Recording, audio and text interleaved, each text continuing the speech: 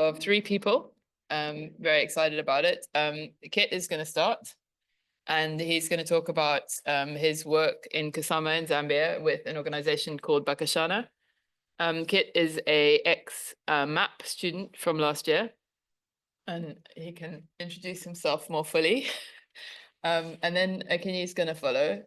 Akinyi is a current MAGAD student and is from Kenya, and is going to talk about a Teen Talk table project. And then Chung is going to go last so she can recover from teaching. And is going to talk about the SRHR component of the FCDO work that we are currently doing, very, very currently, because like half of it was due yesterday and the other half is due next week. And yeah, that is on counter rollback actors. Kit, take it away. Oh, and sorry, I think everyone's going to speak for roughly 10 minutes or so, and then we'll open it up for questions and discussions.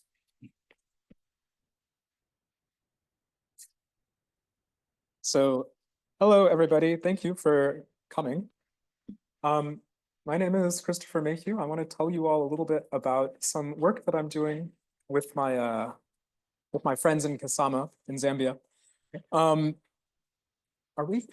Are we able to have it in presenter mode? Alternatively, I could just get my laptop and get the.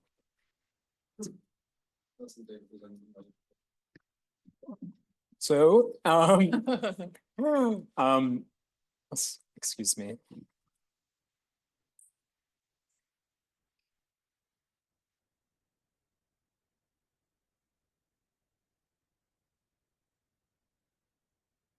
Right. So, I don't know about you, but the past couple of weeks have especially been heavy in regards to sexual and reproductive health rights. This is not isolated to the past couple of weeks. This has been something that's been going on in the past number of years. And it's been both social rollbacks and often accompanied by legal rollbacks of sexual and reproductive health rights. This project focuses on Zambia, so it's within the African context where things have gotten increasingly legal very quickly. This is most exemplified by the Anti-Homosexuality Act in Uganda in 2023, but even like the right to abortion in Kenya is something that's being rolled back, or the right to consent, again in Uganda. This is a global phenomenon. This is not isolated to Africa, and I do not need to belabor you, for example, the thing that's weighing on my mind the most right now, which is what's going on in the United States, which is horrifying, and I'm gonna leave it at that. There is a body of literature that suggests that the way, or one way to respond to this backlash and rollback is through strategic litigation. So Adrian Juko is one example of a Ugandan, now I think he's based in Norway, legal, like a jurist who argues in favor of strategic litigation to try to push back at this rollback. But this has, in my perspective, a limited context in places where institutions are weak, or where the state is actively accelerating this rollback or is at least complacent. Other academics talk about human rights education as a way to establish change. So it's been proven that simply telling somebody about human rights is one step to push back at this backlash. And Ben Chislagi is one academic who has argued that human rights education can affect social norm change by asking people to reflect on their basic rights and entitlements. So this presentation, I want to talk to you all about my master's dissertation from last year, which was a cooperative-ish inquiry that I undertook with a partner organization named Bakashana Basambilile in Kasama, Zambia. By recognizing the visionary and the normative capacity of human rights, this project discusses one mode of human rights education to push back against anti-gender backlash, specifically making use of the theoretical concept of living rights.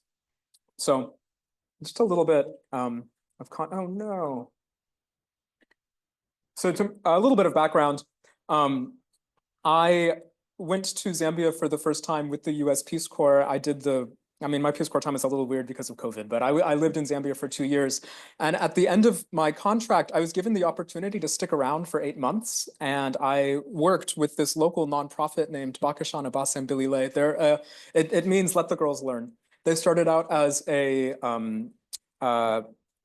scholarship fund, and now they have expanded to do all kinds of women-based work and youth-based work.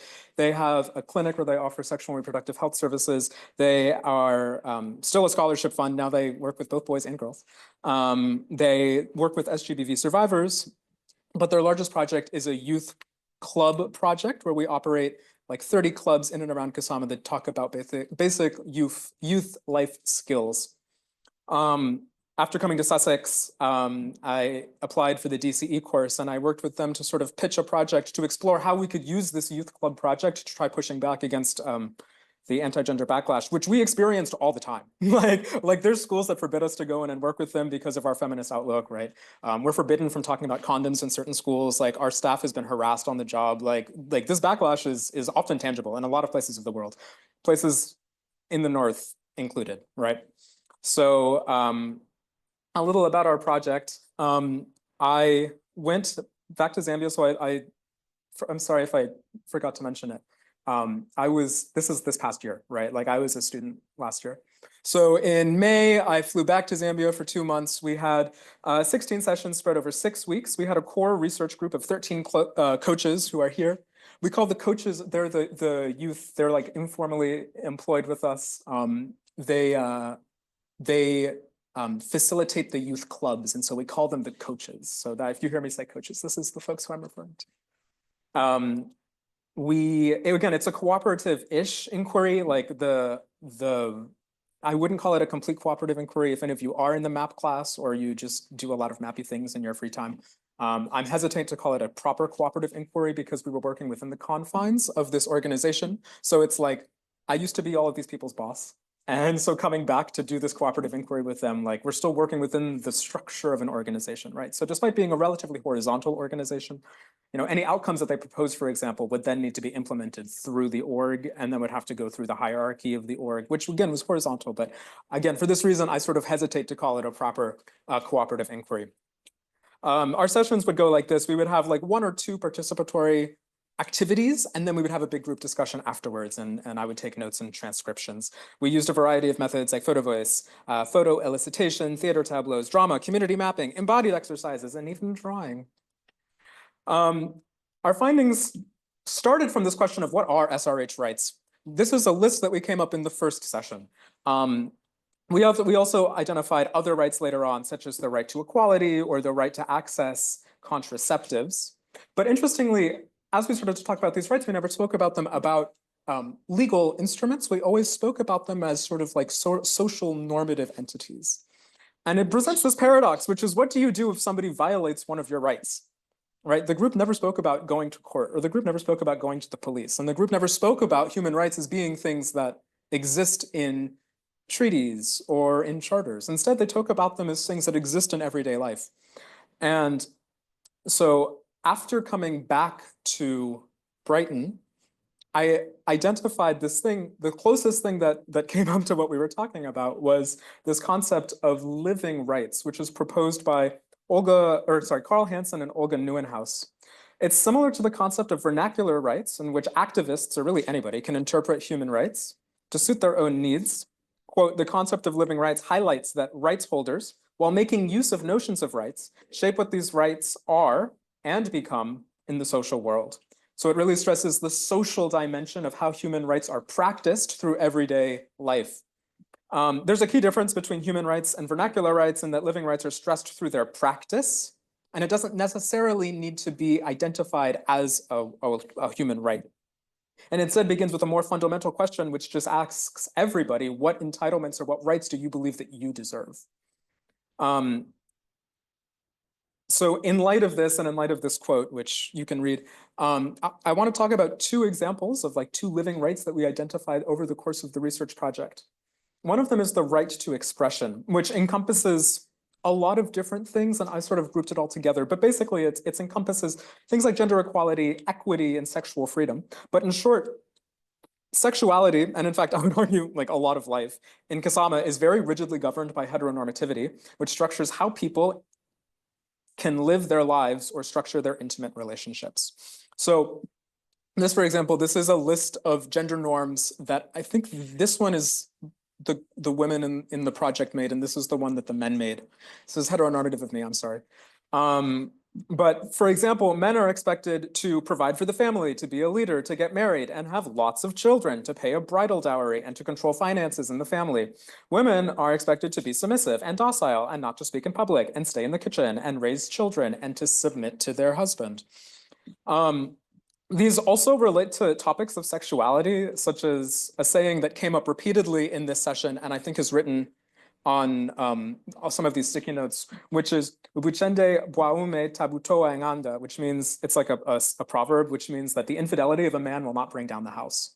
So we pressed on this a little bit, and I asked the group, like, what about this? The heteronormity, the group also told me prevents love. So this is some pictures that we had from an embodied exercise. So in picture number one, I asked the group, or we all just drew a picture of a social, of a gender norm in the community. Then we did an embodied exercise to draw how this made you feel. And then in the third one, I said, in your perfect world or in your ideal world, how would you fix that? Or like, how would it change? What would you do differently? Would you change it at all? Or would you just want to keep it the same? So you can't really see it, but this is, to me, really powerful. There's a man and a woman, or at least two people that would appear like a man and a woman, who are looking down at this figure. The man says 6 and the woman says 9. There's heartbreak. Well, there's a broken heart here. And then in the third one, they're standing on the same side and they're looking at it and they together say 6. This is another example. So this figure, you can't really tell, but it's 2 stick figures. One of them is bowing on all 4s in front of the other one. Again, this is how it made this person feel. And the third one is 2 people embracing. So the takeaways of this were sort of threefold. We came to the conclusion that we can encourage behavioral change through charging the youth with the upkeep of living rights. So what this means is, like, when you tell somebody that you have a human right and that this is a right that's alive through your practice, you're doing 2 things. You're both charging them, well, sorry, let me say, you're making awareness, right? So you're telling people like, hey, you have this entitlement. But then you're also saying it's also your responsibility to upkeep this right in the community. So an example of that is saying, like, when you're telling everybody like, hey, don't disrespect your girlfriend or don't disrespect your intimate partner, you're both saying, hey, one, you have the right, like you have the entitlement not to be disrespected by your intimate partner. But then secondly, you're also charging everybody else, hey, don't disrespect your intimate partner, right? Secondly, we also realize that the charge to living rights is built on information and it operates sort of like an informed consent. Through the clubs, we began to put together that the coaches can provide youth with additional data points that expose and normalize other ways of structuring social relations. Laurie Heiss argues that social norms encase behaviors. In other words, norms can set discursive limits on what behavior is expected or on what behavior is good. So in response to this, regarding specifically the right to expression, it might look like promoting healthy relationship practices or normalizing sexuality or simply normalizing different kinds of sexuality or intimate relations through our clubs. Finally, recognizing that moral beliefs motivate behavior, this is again Laurie Heiss, the charge to living rights, it seems, should be accompanied by moral grounding that resonates. And we identified, for example, one resonant moral grounding as Ubuntu. And we had a really sweet session where everybody realized that we were talking about stigma or something, and we came to the conclusion that basically it's not very Ubuntu of you to disrespect your girlfriend like that. The second living right that we spoke about was the right to information. So the group identified repeatedly a lack of information or just ignorance as an SRH problem that exists in the community. We identified that a lack of information and a lack of knowledge can lead to myths. So this is an exercise where we all individually wrote down different kinds of myths about some different topics. The red dots were things that I identified as relating to health. For example, you can contract HIV by sharing clothes. You can use some herbs to cure the virus. You can contract the disease by hugging and kissing, which contrast from the green dots, which are like social norms or social mores, things like not being allowed to hold a baby while you're menstruating. This is interesting because we had the reflection that this kind of anti-gender backlash can flourish in environments of ignorance. And anti-gender backlash makes sweeping claims about what is normal and natural. Tessa said that. It is often in response to a perceived Western cultural imperialism or the global LGBT movement, as argued by Neville Hode. This is political knowledge, right? And as we know from Foucault, knowledge is power. And it often is used for political ends. So we saw this a lot in Africa, where it can be used to craft a sort of authentic African image for political gains. Like in Zambia, a core tenet of Zambian Christian nationalism is anti-homosexuality. And all of this clearly, it goes without saying that this contradicts the numerous examples of the non-normative sexualities that predate the scramble for Africa, such as written by Amadou in 1987, Dlami in 2006, Epricht in 2008, Murray and Roscoe in 1998, Tamale 2003, and Tamale in 2006. There is an epistemological qualifier I also just want to give at this point, which is that it's easy to therefore fall into like the thinking that what we're trying to do is then counteract this traditional knowledge with this westernized medical knowledge that teaches people that you cannot contradict the virus by sharing clothes. And we do not fall into this thinking, right? This is not helpful. What we should do perhaps is instead think of it as different knowledges, some of which yeah, basically, I'm trying to say this is a discussion about how knowledge and power interact, and then how that is occurring on top of a discussion about like what we do understand about HIV, for example, and how HIV is passed along. The outcome of this was that the coaches felt that it was their mandate to spread information and knowledge through the community. And to rectify this lack of knowledge, we spoke about the power of disseminating knowledge to counteract ignorance or misinformation. And we spoke about this in a sort of exponential way. The idea that if you spread information to a group of people and then they continue to spread it. So for example, if you hear your friends talking about how you can contract HIV by sharing clothes, you can put an end to that by saying, hey, that's actually not true. I heard in the youth club that actually, boom, and that this can sort of create like a ripple effect, right? It can spread through the community. This demonstrates a practice of the living right to information from my vantage point. And there's a really, really wonderful quote that I want to share with you all. One of the coaches said this in one of our last sessions. Knowing that this tongue has a lot to offer, it's like, I'll give an example of matches. When you get a match, just one stick, you could burn the whole place. I feel that we can be that match. We can burn the whole bush through the information that we've learned. So this brought us to our conclusion. We had three takeaways from this project. The first of which is we created a training of trainers for the coaches. And in our last session, we sort of put it together. We wanted to share this project with everybody else in the organization. So we got a consultant to come in and to facilitate that training of trainers so that we could train all of the coaches, not just the few that participated in this cooperative-ish inquiry. But this way, they would be prepared to teach number two, our second outcome, which was a new curriculum that we are rolling out this year to in our schools. So we have a new curriculum that talks about sexual and reproductive health rights. It does so from this perspective of living rights, of trying to charge the youth with the upkeep of these rights. It's going really well. It's really lovely. It uses a handful of participatory-ish exercises and it attempts to demonstrate how these rights are lived and practiced. And it seeks to create a sort of holding space where youth can practice the practice of these rights in a more enclosed and safe environment under the supervision of some of our staff.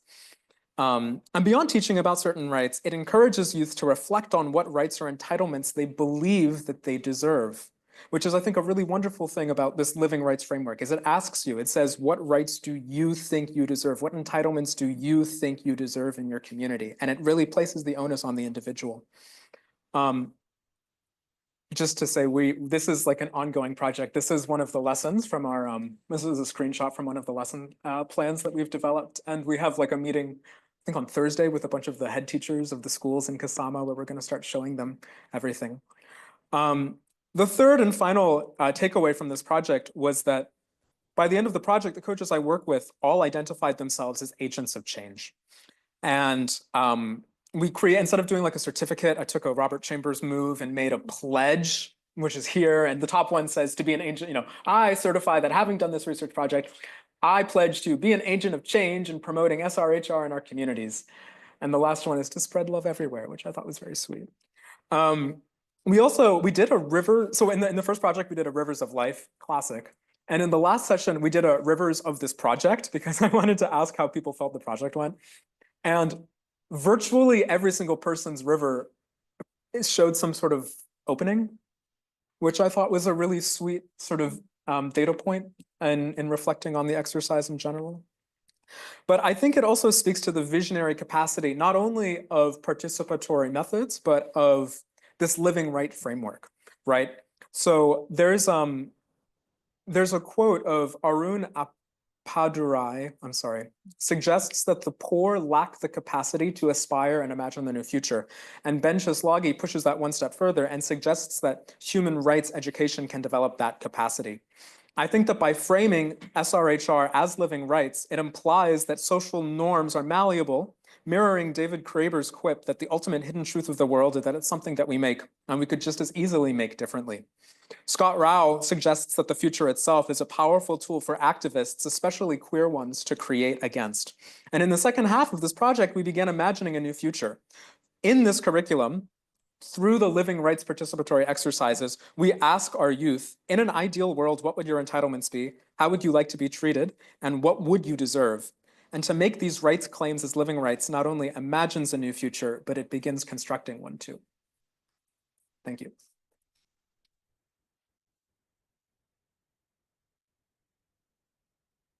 Thanks very much. I'm gonna hold questions till the end, if that's okay. And Akinyi up next.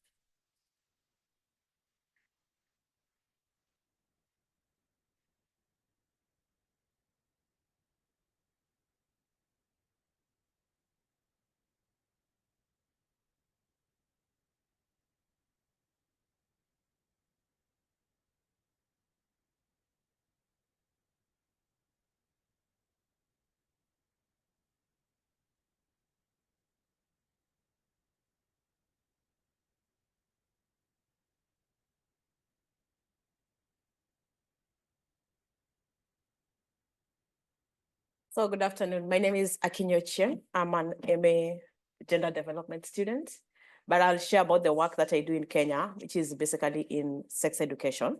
So I know the project was introduced at Teen Talk Table, and you're wondering where the parents come from in Teen Talk Table. So how the project started was I had an engagement previously around teens, around sex education. And that gave birth to what I call Teen Talk Table, a space where I could engage teenagers on sexual education. But during one of those sessions, when we were randomly talking and engaging the teens and asking them, how many of you can go home and talk to their parents about this? None of them raised their hands. And it was so disheartening that you create a space where you engage with the teenagers, but when they go home, it's literally closed. So it's like the work you're doing to teach the teenagers then is undone because they go back to unsafe spaces where they can no longer talk. So Teen Talk Table turned from engaging directly teenagers to engaging with the parents, because that made sense that these teenagers then have a space where they could then have this conversation. So it's there, as you've seen, it's bridging the gap in sex education. So I'm sharing the lessons from Kenya. And the reason why it's bridging the gap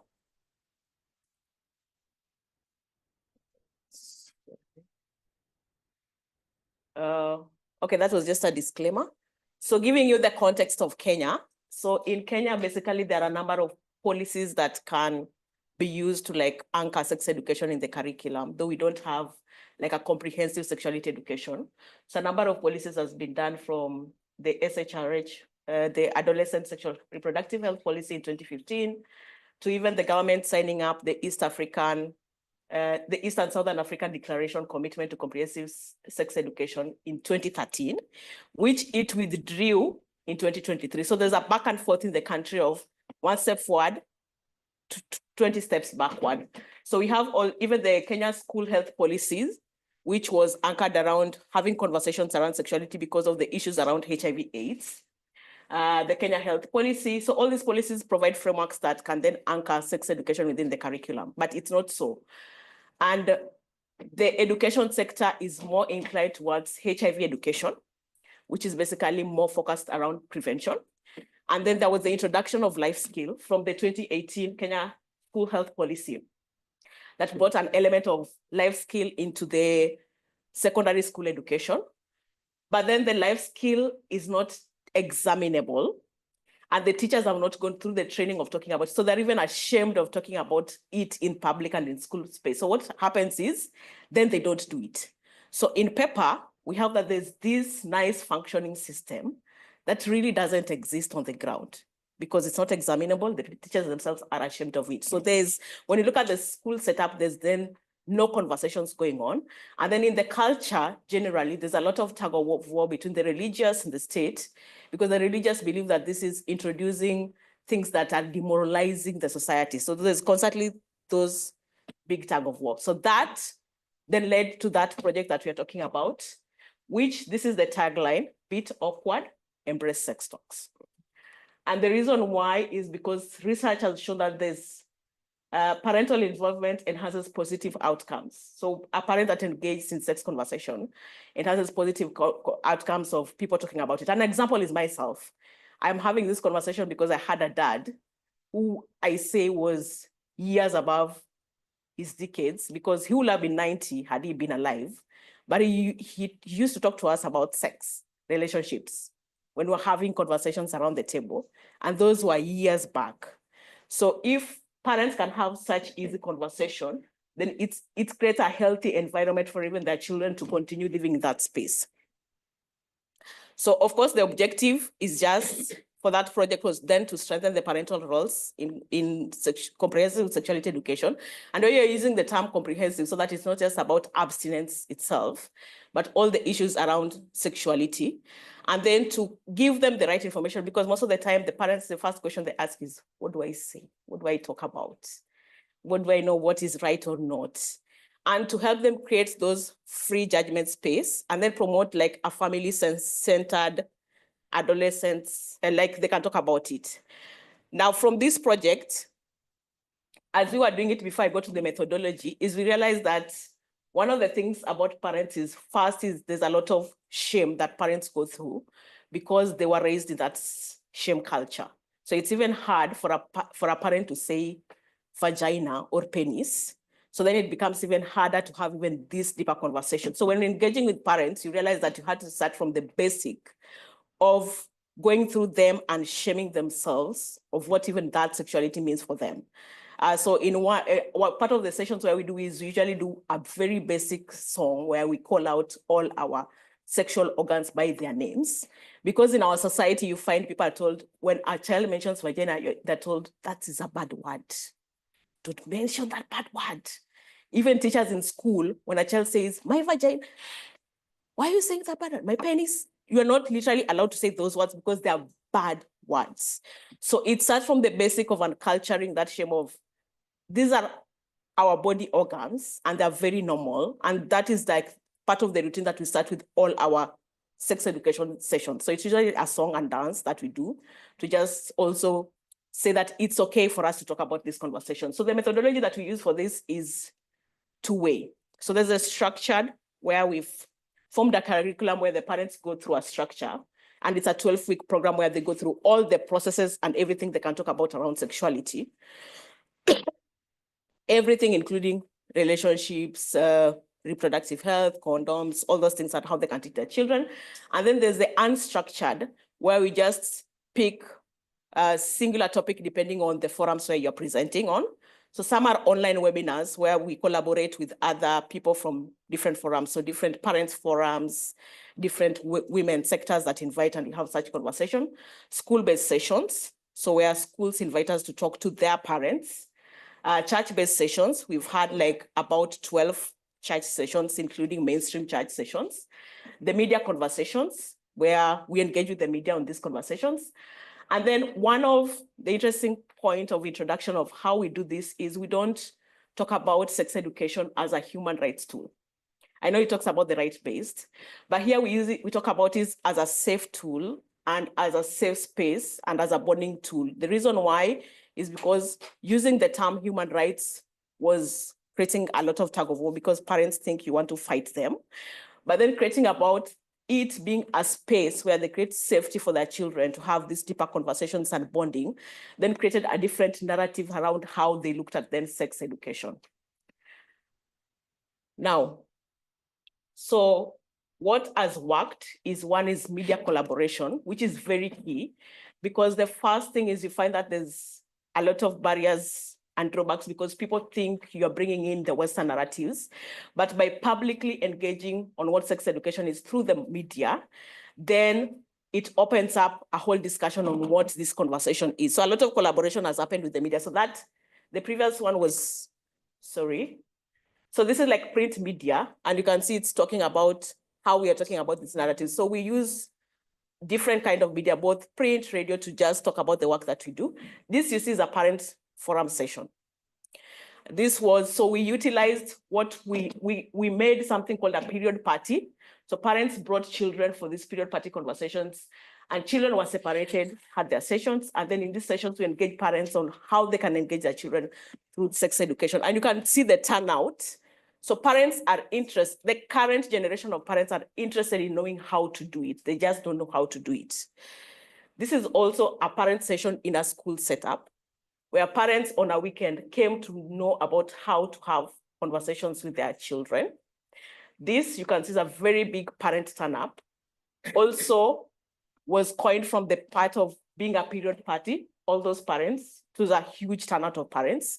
So they came and then you can engage them on the different sessions on sex education. So these are like those one-off sessions. This is a private, so we even use small private circles now where people invite us just to have the conversation. So you can see this is a very private kind of like setup just to engage in the issues around sex education. So you use various platforms in which you can get parents, whether it's through professional forums, through personal private forums, just to engage the parents on those conversations.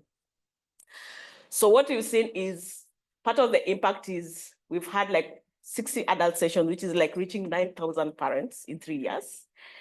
And you find that, for example, through churches, because you are engaging the parents first and not the children first, it is easier to penetrate through the churches because they then understand what you're talking about before you engage the children. So there's less resistance because you're talking about the parents first.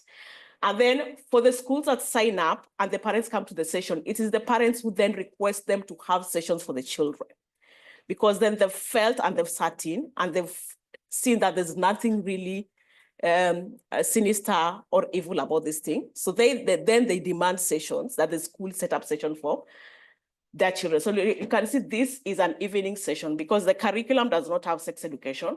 So most of the session is done like after the school program. So this is like an evening session. And it's the parents now who demand for these sessions because they've gone through a session themselves. And of course, you'll find that there's schools that then have repetitive session requests because then parents understand that this cannot be a one-off conversation. So those are part of the great impacts. But part of the challenges is that for government-based schools that it has to go through a protocol and the ministry, it's difficult to reach them still. For highly gated church-based schools, it's also difficult to get them. So it therefore needs that there has to be a way in which those administrators have to be gained from a higher level. And that is still a lot to do with policy and maybe cultural dynamics towards how to engage such people and forums. And so basically it's, from the program, it's a scalable, what do you call it, model to engage with the parents. In fact, before I came here, one of the things I was working with through an Africa conversation setup was how we can do a training of trainers so that you can have multiply the effect of what you're doing, because this impact is very minimal. And for us to do a maximum impact, then it means we need to train more people who can then do that. And then it's very key to engage parents in setups that are very conservative and the school curriculum does not work because they're the people who live with the children, and it's easier to have conversations in the house that are gated outside by the government. And the higher attendance, as we've seen in even some of those pictures, just show that the interest that exists in those topics.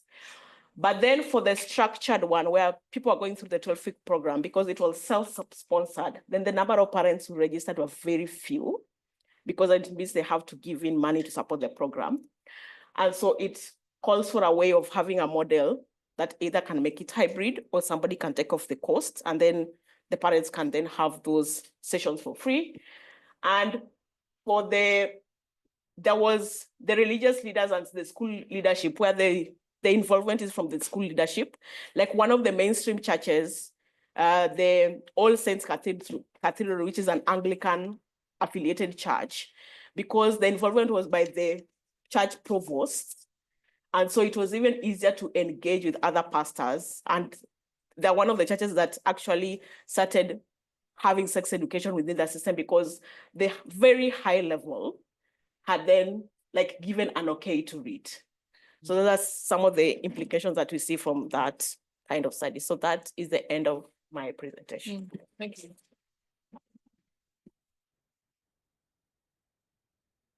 Thank you very, very much, Akinyi. And Yes. yes, Okay. please. We're recording it, so yeah. And now Chung is going to present a component of the research that we're doing at the moment on rollback.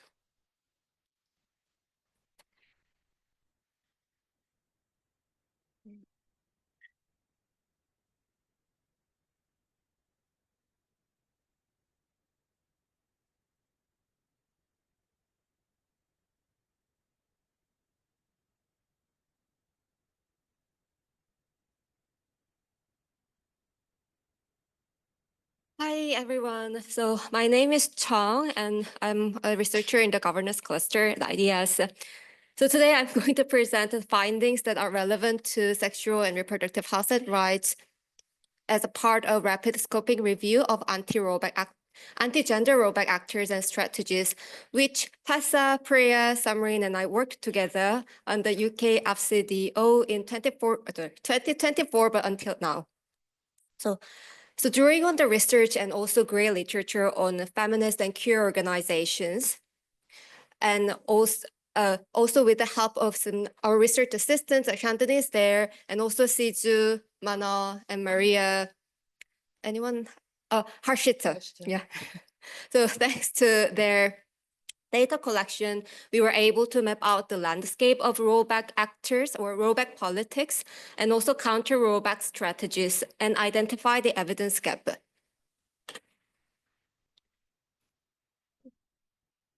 Oh, can I? Thank you. So our rapid scoping review entails a mapping of, again, anti-rollback actors and their activities in the following 13 countries, which we selected based on the preliminary review. So focusing on the sexual orientation and gender identity, and sexual and reproductive health and rights, gender-based violence, and women's public participation. So regarding the SRHR, the issues include policing of sexuality, regulating mobility and gender and sexual representations, criminalization and persecution of sex work, enforcement and enacting of heteronorms, and assessed abortion, contraception, sexuality education, as well as HIV care. So based on the data protection, we have found that there has been an increasing rollback against SRHR in recent years. But here we define the rollback as the intentional, systematic, and organized opposition to advances in the landscape of women's and LGBT+ rights, involving both state and non-state actors across digital and offline realms. And these rollbacks are mainly driven by legislative restrictions, faith-based interventions, and social norms. And what is important is that this process is both episodic and continuous, but also it's happening across multiple regions. So regarding legal restrictions, we found that the government or states are using laws or institutional rollbacks to limit access to sexual and reproductive health care under the guise of morality and family values and prenatalist agendas. So although we found this growing pattern of tightening of the legal restrictions across most of the countries that we looked at, these are just some examples that I drew on. So I think it's 10 minutes, right? So you can read that. So and then if you can have a bit. yeah, have a bit. Okay. So just one example is in Argentina. So in 2024, in February, the far-right ruling coalition proposed a bill which aims to criminalize elective abortions, which is like literally reversing the 2020 legalization, which is the voluntary interruption of pregnancy law. And similarly, we found that in Brazil, under Bolsonaro, there is a law called Ordinance number 2.282 in 2020, which means the doctors are required to report cases of rape to the police before proceeding with an abortion, which adds significant like bureaucratic and processual and also like psychological barriers to those who need to go through the abortion process. And in Turkey, especially Turkey, their policies is aligning with the prenatalist agendas, especially the government recommended or suggested the recommendations about their marriage to the age of 15.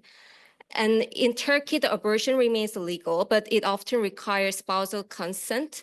So again, reflecting the president's anti-abortion rhetoric in which he's described the abortion as a murder and contraception is a threat to the nation. And similarly, in the Philippines, the temporary restraining orders, which is issued by the Supreme Court in 2015, blocked access to contraceptives such as the hormonal contraceptive pills and IUDs. The next one is the faith-based intervention. So we found that religious institutions are increasingly playing an active role in policymaking. So the key example across Latin America was anti-abortion movement, for example, the Blue Wave, which is led by the Catholic and evangelical groups and also pro-life groups. It was originally happened in Argentina, but now it's active across Latin America. And another thing that I would like to highlight is some countries in Africa, for example, South Africa and Ghana, the religious groups, for example, Christian lobby groups and also Islamic groups, they objected the introduction of comprehensive sexuality education, framing it as a foreign materials and against the national value. And similarly, in the Philippines, I didn't put it here, but recently the president expressed a very strong opposition against some elements of CSE, which is the focusing on children's exploring different sexualities. So next one is culture and societal position to SRHR. So one of the examples was quite interesting is how the concept of shame is used in Kazakhstan to suppress discussions on sexuality and also enforce like heteronormativity. And there is another issue of criminalization and stigmatization of sex work, especially in the Philippines. The framing of sex work or the association of sex work with illegal drugs is used to justify the punitive policies against sex workers in the Philippines. So countering these rollbacks, organizations and also social movements employed various strategies. And we found that these are the main strategies to counter these rollbacks. So first one is public awareness and norm change. And second, protest-based strategies and advocacy for legal reform. And coalition building, which means not only the national coalition, but also transnational alliances can strengthen the movement. And the next one is service provision. So organizations usually provide direct services, for example, legal aid, healthcare, or mental well-being or shelter, especially for those who are unable to access the basic services. And the next one is capacity building. So through educations and skills training, organizations are trying to empower activists and community members for the sustainability of the movement and also increase the effectiveness of those movements. And final strategy is survival, especially in the hostile environment. So I will not go through each strategy like in detail, but I will just show some examples. So as I said, organizations are actively engaged in raising awareness and challenging societal perceptions about and dominant discourses around the sexuality, especially in our findings, abortion and sex work, through evidence building, reframing, and strategic use of media. So one of the key examples is the Telling True Stories by the Philippines Safe Abortion Advocacy Network since 2018. So this project used the storytelling to challenge the stigma about abortion in the Philippines, and especially by sharing the personal narratives of women who had undergone abortion, and also through the very different forms of artwork, like you can see here, it's very tiny, but so like a painting, a drawing, or photos and music and essays and also videos, the project tries to expose harsh realities of restrictive laws and also shift the stigma and myths and misconceptions around reproductive rights, and also reframe the abortion as a matter of dignity and justice. So if you are or would like to see more of their artwork, you can just access this their website. So next example is related to protest-based strategies, which is the key approach to mobilizing public support and challenging restrictive legislation and policies. So I'm showing the two examples, which I think is quite interesting because it shows kind of different forms of activism or public mobilization. So first one is Green Tide movement. I think most of the people here already know. So Green Tide movement began in Argentina in 2018, and again, like spread across like Latin America. These protests led to, or like sustained protest led to the approval of that 2020 like voluntary, I forgot the name of the law, but the voluntary interruptive pregnancy law. Yeah. And I think this is important because it really shows how important the coalition building is. Again, it was a national, but now it's a transnational alliances. And also affecting the legal reform. And then the next one is the guardianship is my right movement. So this shows the power of the digital activism. And this movement occurred as a response to a proposed personal status bill in Egypt in 2021. So regarding the proposed personal status bill, it really like restricts women's bodily autonomy and legal rights, especially prevents women from making decisions on behalf of their children, even themselves in medical, banking, and also the healthcare sectors, especially when it concerns their sexual and reproductive rights without the male guardian. So using the social media, both the men and women used the hashtag, not sure whether this is the right phrase, but translated as guardianship is my right. And this sparked a widespread debate on women's, again, bodily autonomy and legal rights. And following the very significant public criticism and protest, this movement led to that the government withdrew the proposed personal status bill, but also led to some proposed a new bill for the fairer legal rights, supported by over 60 parliamentarians in Egypt. So next one is survivor strategy. So in contexts where legal and social systems criminalize and stigmatize marginalized groups, especially queer individuals and also sex workers, survivor has become a very essential strategy. So for example, the Philippine Sex Workers Collective used a strategic invisibility to safeguard its members while continuing their advocacy.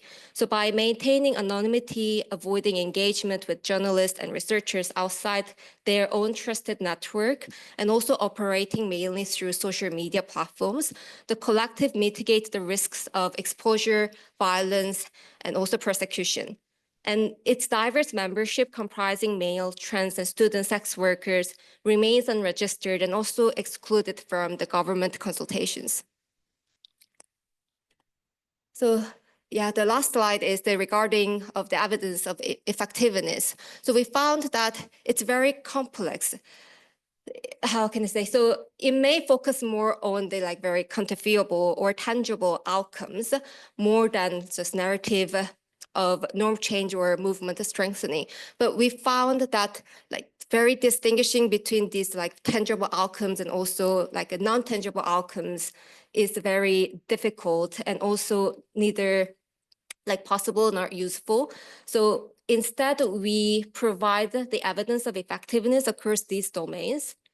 So first one is legal reform, which means so we find that the advocacy has contributed to the legalization of abortion, but it requires continuous efforts for implementation and enforcement. And we have seen the increased access to SRHR through digital tools and hotline, which have improved outreach to the underserved areas. And as we see mass mobilization pressure the governments to enact and uphold the reproductive rights policies, and there has been an effort in shifting the dominant discourses around abortion and sex work.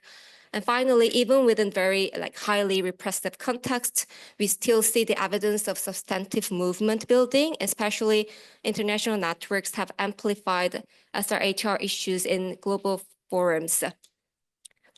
So this is all, and yeah, thank you. And if you have questions, please ask Tessa and Lewin.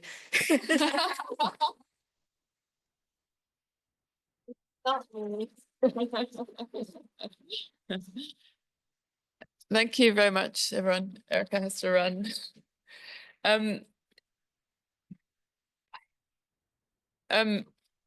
Any questions to any of the speakers? I can abuse my position as chair to start with a question, which was to both of you, actually. So I found it really interesting that you had kind of very different approaches to sex education and dealing with kind of framing of that. And, you know, on the one hand, refusing framing things via rights and talking instead about safety. And on the other hand, very much encouraging young people to claim SRHR as a rights issue and reframe it on their own terms as a living right as well. And I was wondering if you thought that both of you, that was about the kind of age demographic that you were dealing with, and whether those approaches are, whether it's a contextual thing around Zambia or Kenya or in particular Kasama, or I don't know, in Nairobi, or whether it's much more about the age groups that you're working with.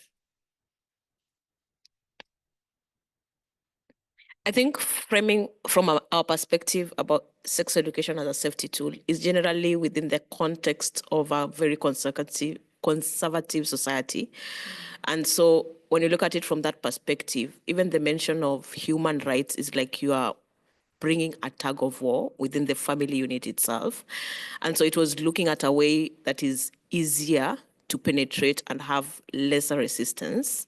And so just anchoring it on the word, then sex education as a safety tool was a better reach than talking about it that it's a fundamental right for every child to learn about this. And one of the very interesting things is you find that even within the Kenyan space itself, as much as there's that all those policies, when you try to even engage at the educational level, they'll tell you, please don't use the word sex education. And you're like, what am I supposed to use?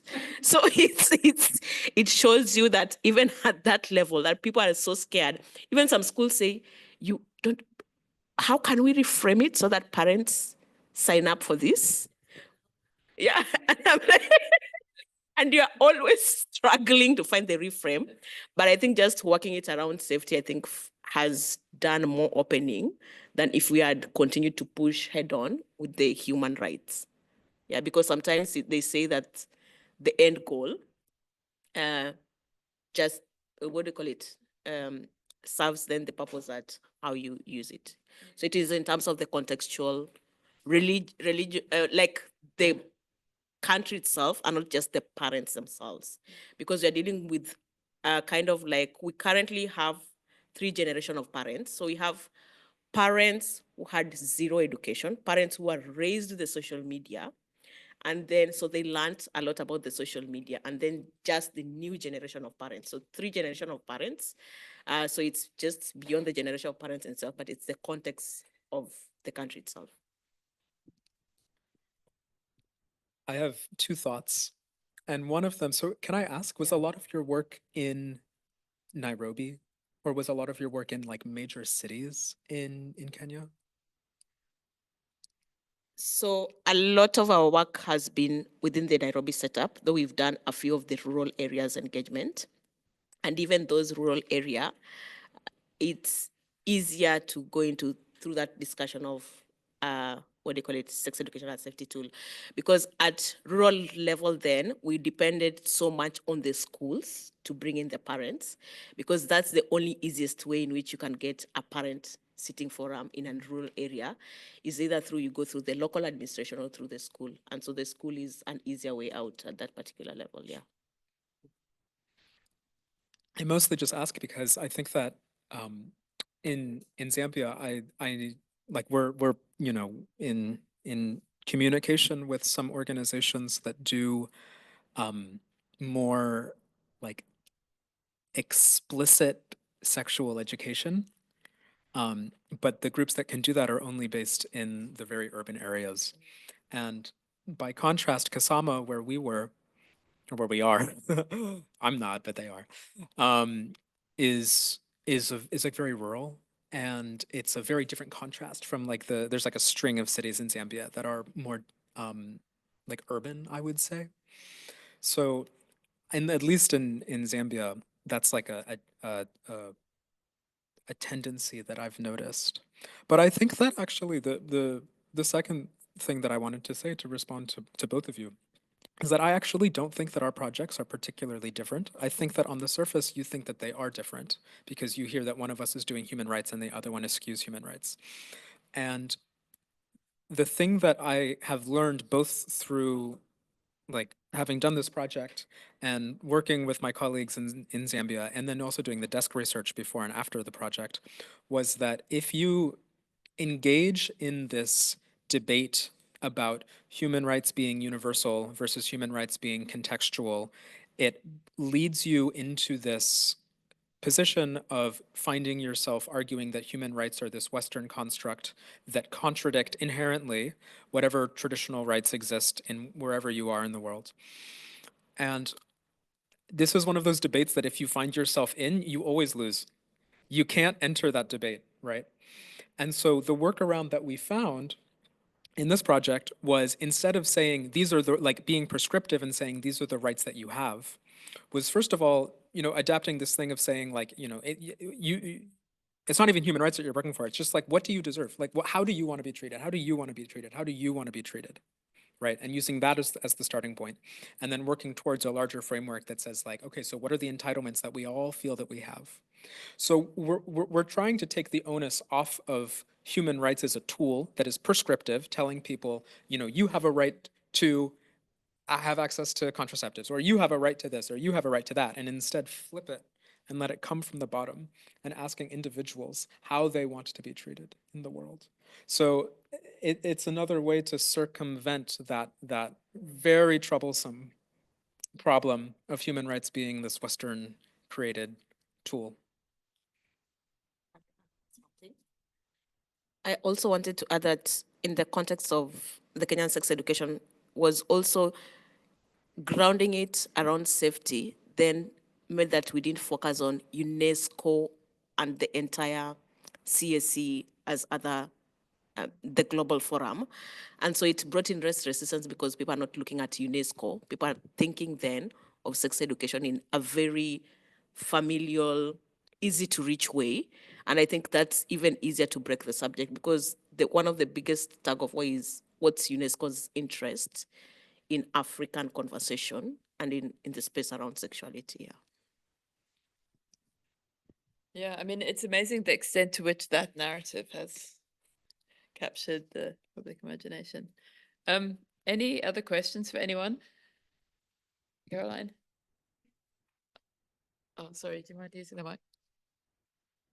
Thank you. A very interesting presentation. Presentations, actually. I wanted to first ask, sorry, I've forgotten your name, the Zambia case study, Christopher, about the living rights. Because I deal a lot with digital rights, and sometimes people don't really know what is a right for them.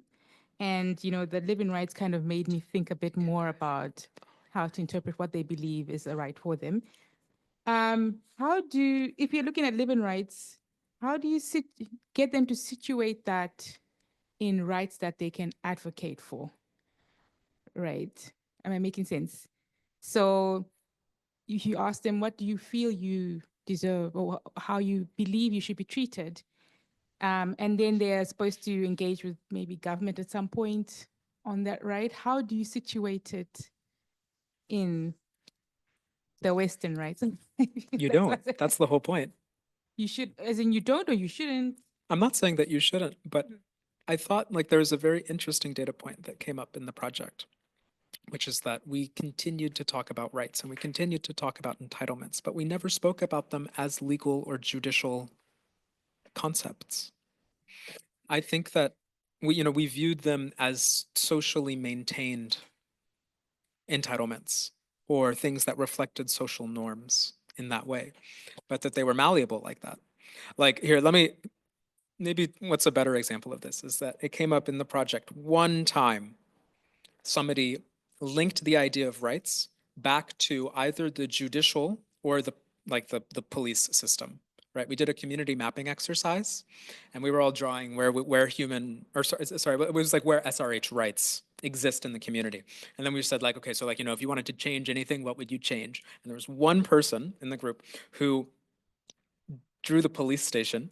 And he was like, I want, like in my ideal world, I want the police to be better funded and they need new equipment so that they can better investigate instances of like rape and SGBV. And it was phenomenal. This reflects my bias, but there was because I'm like cops. But there was, the rest of the room just laughed him out of the room. They were like, the cops don't do anything. They're corrupt. The cops oftentimes are perpetuating SGBV crimes, right? Like going to the police isn't going to fix anything, right? And it's true, our office is situated right next to like the Zambian Human Rights Commission's office. And we've tried working with them when we have instances of human rights violations. Like the institutions don't work, right? The judicial institutions don't work. And so the idea through this project is we were saying like, okay, well, since we can't use the courts, since we can't use the police, what do we have? And we have one another.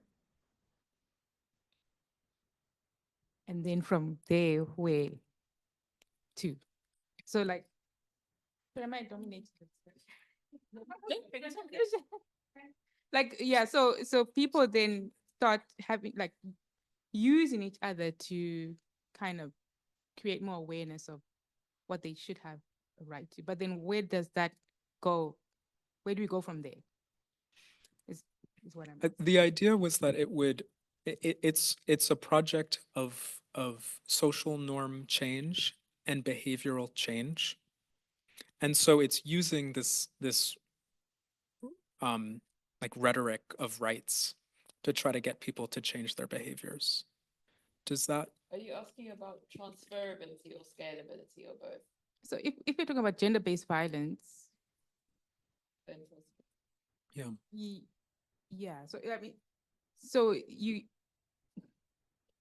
I'm not good at explaining myself in a different. So if we're talking about gender-based violence, and you need better systems in place, and currently you say where the project was located, or the organization was located, the police were just not doing their job. So how do they kind of empowerment is the right word to use. I'm looking at Colin because this is not my domain. How do you empower individuals to advocate for change? Individuals or collectives to advocate for change. I mean, I know what the maybe you should answer this, Kit, but I know what the PAR response to that would be, that you would then have a kind of a systems analysis, right? And you would get your co-inquirers to then work with local stakeholders to do an analysis of what's not working, and then you would come up with a kind of systems map, and then you would aggregate that data, and then you would work outwards towards institutions like the police or whatever. So you would if you were carrying on with that kind of methodological. Okay, so connecting his work then to that process. Yeah. I mean, that's one answer, I guess. Yeah.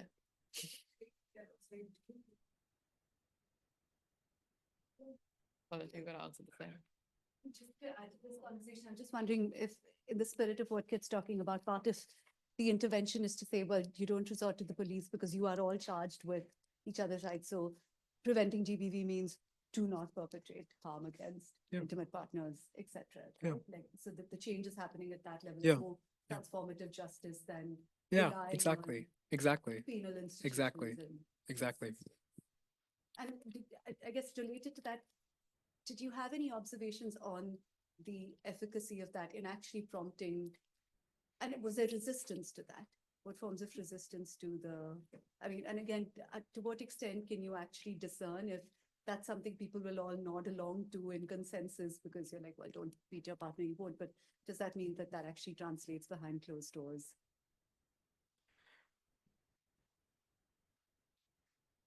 I mean, that's the $1,000,000 question, right? I think that I am excited to see how this curriculum that we're going to roll out in a couple of weeks is received, because this, in a way, is a feedback tool. It's like a point of feedback, right? I have I'm sorry, this is like haltingly in my mind, but I have this thought that the project, like the research project that we did, yielded by the end of it a lot of people, like the participants, I mean to say, like all 13 of them, a lot of people thinking about the rights that they had in new ways. And they all felt excited and energized to bring that forward.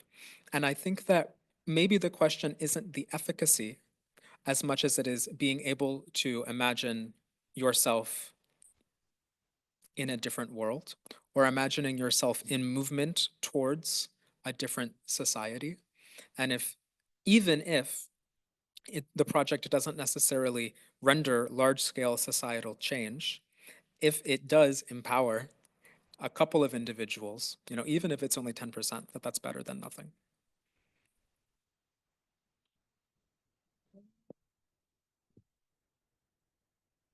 Okay, so I'll do a quick reflection on that discussion and then segue into my question, because it's occurring to me that one of the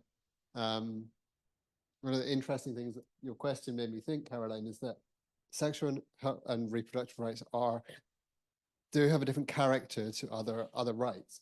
It's not like a right to a fair trial or a right to clean, right to education or something, and that you really are dependent on, there needs to be some kind of authority providing, kind of backstopping those other rights, when actually sexual and reproductive rights we kind of give to each other.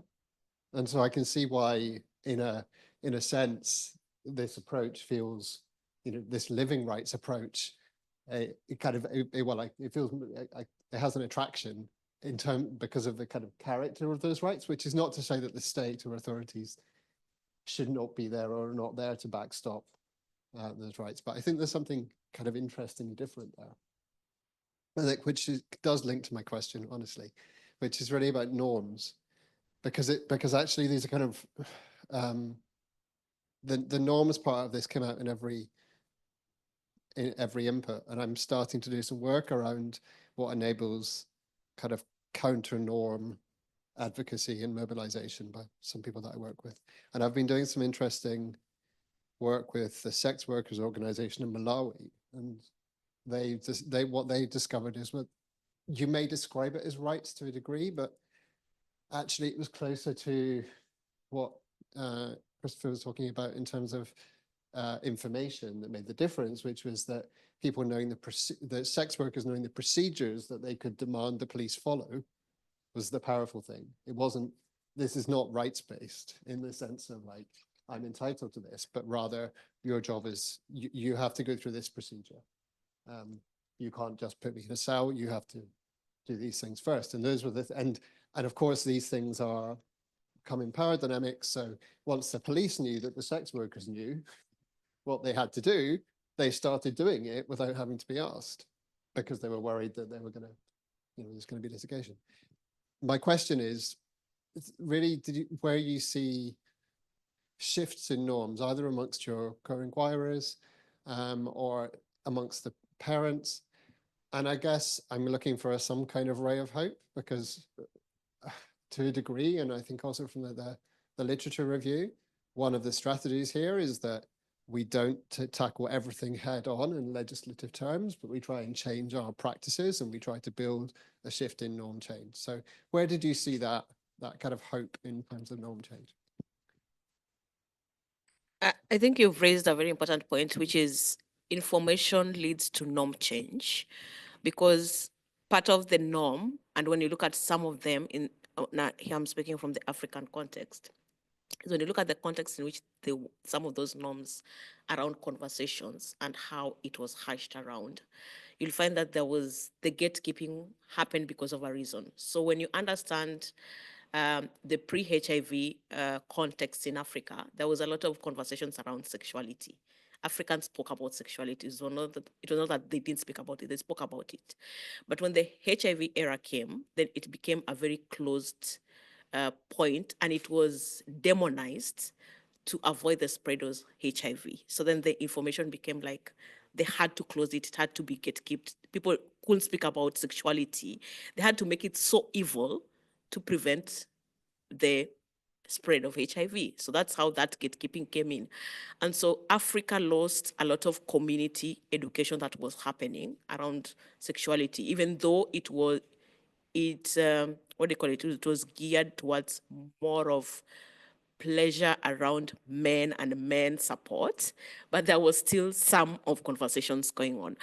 And so when you bring in now conversation and a project like this where you engage with the parents, you're looking at a generation of parents first, some never even knew that even kind of conversations existed in the community. So that's just eye-opening that these conversations happen, they're very normal, they're not westernized. We're just trying to reopen doors that were closed. And giving them the right information then starts to change the perception, because then they stop imagining an evil that doesn't exist, and they start having actual facts. So the more people are informed, the more that they start speaking out. I wish I could literally just share even feedback that even parents share even now, because I use my WhatsApp, my Kenyan WhatsApp space as a tool of communication. So every day you'll find me posting something, and you'll always find parents coming into my box and saying, it's so amazing what you speak about. In fact, just last week, somebody was telling me, I picked something from WhatsApp and I was having that conversation with my daughter. So it changes norms, because the more people are informed, then they realize that there's no evil we are scared about, because the evil is because they don't know information about that evil they're scared about. So there's rays of hope. The only thing is how to magnify that conversation so that you have a bigger bit of it, I think, is the challenge of reflection. Yeah. It's just well said. I was going to ask you a question, Kit, about safeguarding, because you're working with young people and you're working in the context of backlash and violence. We know with backlash is violence. And was it part of the training to also have conversations about risk and safe spaces? If these young people are getting excited about living rights and then finding themselves back in families that are more conservative in their thinking or in friendship groups, whether it was part of the training that there was, and whether people brought backlash back to you towards the end of the training, that they were going out and they were having conversations and what their reactions were. I'm always kind of conscious of safeguarding as part of it. And if you could just tell us more about if that was part of the training, talking about safe spaces for these conversations. Yeah, it very much was. And it was something that we developed more. So I told you that one of the outcomes of this project was this TOT that we did with all the staff. And that did very much talked about that. All of the participants of this research project were all adults. And this research project was not specifically about these sessions. It was a bit more abstract. And then what we've done since then is we've begun to drill down and to develop the curriculum and to do more specific trainings about working with the youth. But yeah, we very much take the safeguarding seriously. And we try to offer ourselves as a place where children, I mean like youth, you know what I'm saying, like teenagers, can come to if they are unsafe at home. Our organization also offers a bunk house.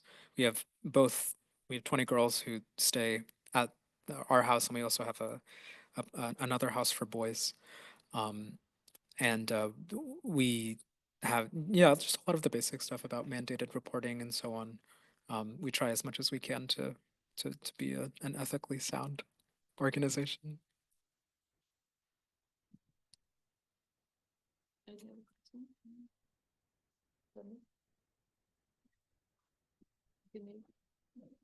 Just because we're recording it and people won't be able to hear your question otherwise. So something that I was thinking about while studying about vernacular rights is this politics of origins, where we think about the authentic indigenous African tribe that has like this progressive view on sexuality and health. Or in my context, like the Adivasi Indian who knows to be progressive, but like it's not a binary, wherein like communities hold messed up beliefs or really progressive beliefs, and it all sort of conglomerates together.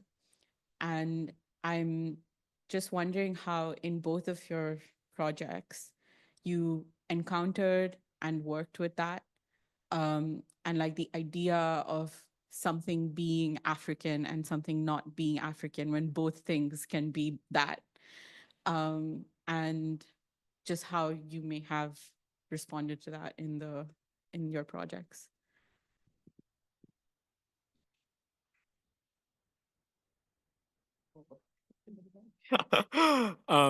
I love holding this little mic like this. It's like holding a very small teacup. Um,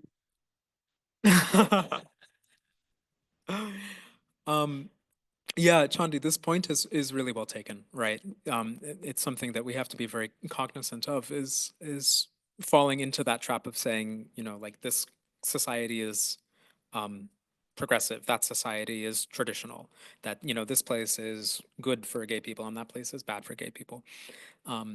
There's a really, I want to share with you this anecdote that happened during my time at Bakashana. So this is when I was working with them and not during the research project. But we have like a diversity session that we like to do with our youth, both at when we have camps or clubs or with our the kids who are on scholarship.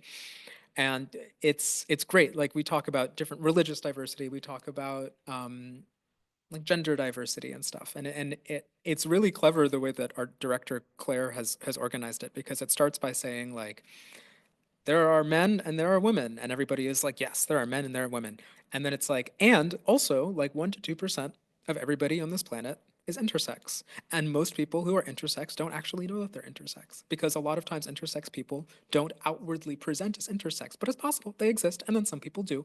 And the kids are all like, that makes sense. Yeah, you know, some people are tall, some people are short, some people have ambiguous genitalia. Okay. So people are on board with intersex, right? And then it pivots and it's like, and some people are transgender, which means that, you know, like they're born in one body and then maybe they'll begin to present in a different gender, or like they'll have surgery or undertake, you know, medication to change their body or something. And the kids are all like, yeah, okay. And we're like, and you know, like there's that person who works by the train station who, you know, like wears women's clothing, but like maybe, you know, is not a woman. And everyone's like, oh yeah, I know that person. Okay, cool. That's fine. And then we finish it by saying like, okay, and 5 to 10% of the world is homosexual or bisexual. And the students are like freaked out. They're like, no. That is not okay. Because there's been such an like, it's like LGB backlash in Zambia in the past 10 years, but it somehow hasn't spread to the T, which is sort of interesting. And I think that it's interesting that you can have that like I was saying, like you can hold those things together. To actually respond to your question in earnest, I think that that's why it's so nice to just ask people individually and start with the individual as the starting block of rights and entitlements. And then using that as a way to sort of extrapolate out. Yeah. In terms of adding part of it as you asked about the indigenous conversation, I think it's also just reflecting on the context in some of those indigenous conversation, because you realize that there were some practices that made sense when they were there, and there's still part of indigenous conversation that can be used in the current setup, but then there's some that also promote bad practices that then have to be questioned. And so it is how you engage with that, I think, is very important. You can still bring in aspects of Indigenous conversation, but what's the context? And what is it still valuable, or it's still you're promoting like a practice that needs to be done away with? I think it's part of the interrogation that you have to go through. So for example, I know like even when you look at African setup now, there's a lot of reflection around using the indigenous African knowledge around pleasure education, but then just how to not make it centered around men, but how to also include others is a conversation that is going on around that space. And so depending on your setup, I still think you can interrogate indigenous knowledge through the different fora, but it's also looking at, always go back to what's the context that practice was practiced, and does it make sense in the current setup, or what needs to be questioned, because not every indigenous knowledge is right, and not every indigenous knowledge is wrong. Thanks very much, everyone. Thank you very much for coming. And thank you, speakers.